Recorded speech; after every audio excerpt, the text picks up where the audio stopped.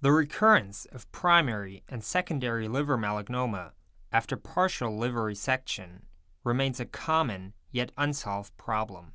The exact mechanisms of tumor formation in the remaining parts of the liver are not understood so far. The following mouse model studied the proliferation of secondary liver melanoma after partial liver resection.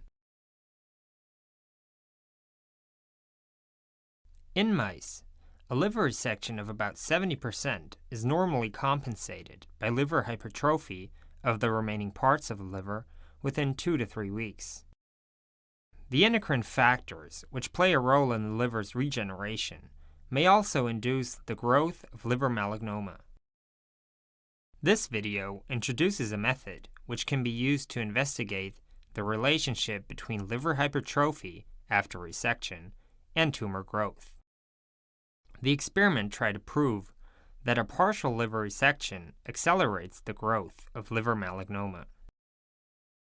The shown illustration outlines the murine liver anatomy.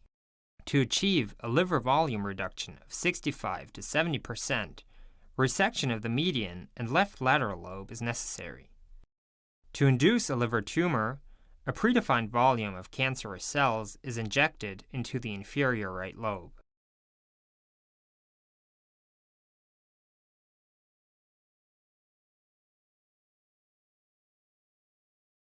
A plexiglass box is used for anesthetic induction. The mouse is then positioned and the abdomen disinfected. To provide adequate analgesia, 5 mg per kilogram body weight of carprophene are administered.